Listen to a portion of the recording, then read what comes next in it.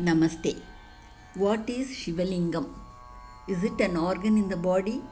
If it is so, each individual must have a complete form of Sivalingam, irrespective of male, female, or neutral. God is for all and not for any one. The form of Sivalingam has a cylindrical image at the center and a pond around it, and the pond is covered by a wall with an opening on one side at the base where the water flows out. Is there an organ in human beings that can take a cylindrical form with a pond covered with a wall and has an opening on one side of it? Answer is yes, there is. There is a very interesting and important organ in our body which is very active all the time except during deep sleep is Sivalingam. Sivalingam is in every human being irrespective of whether it is a male, female or a neutral. It is nothing other than our mouth, which we use for eating and speaking. It has two rows of 16 teeth, each in the shape of an arch, as upper teeth and lower teeth, which are like walls, with an opening at the inner side called the throat.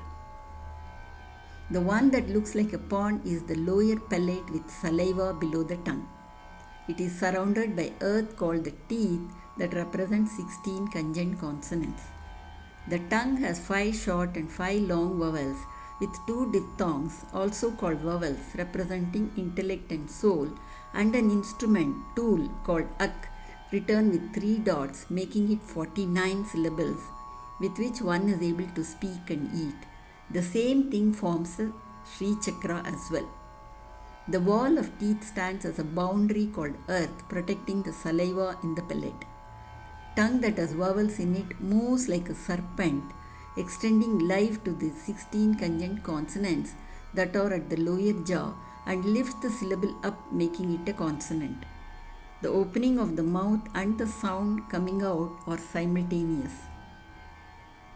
The consonants take the place of vowels and fly in the air.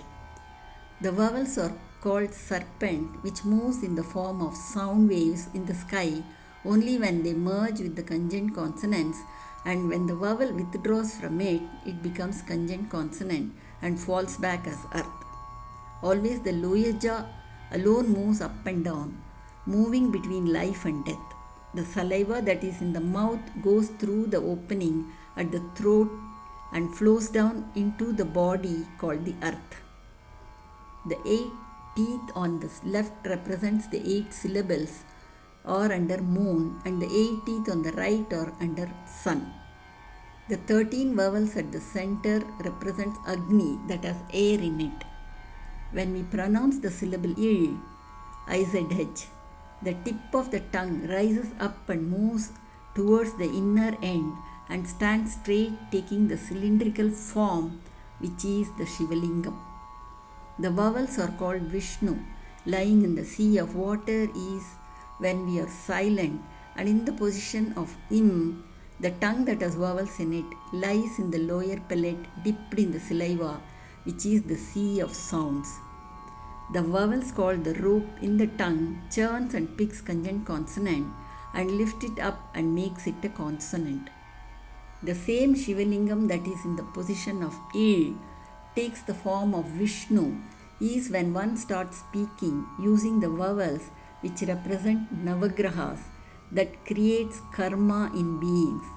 The form of Shiva is for meditation, spirituality, and the form of Vishnu is for good health for the common people in the material world that comes by chanting mantras and seed syllables called Bijaksharas.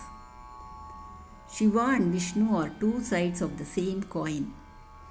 Any negative thought or expressed verbally will only affect the individual and not others because it originates from the individual. That is why it is said that what goes round comes round. People curse and invoke pain to others thinking it will affect them, but it is not so.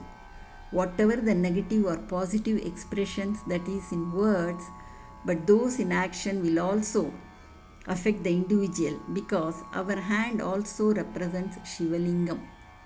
This is the reason that we are advised not to have any negative even in thoughts. Shiva and Vishnu are within everyone, irrespective of religion, caste, creed, gender, etc. Thanks for your patient hearing. Namaste.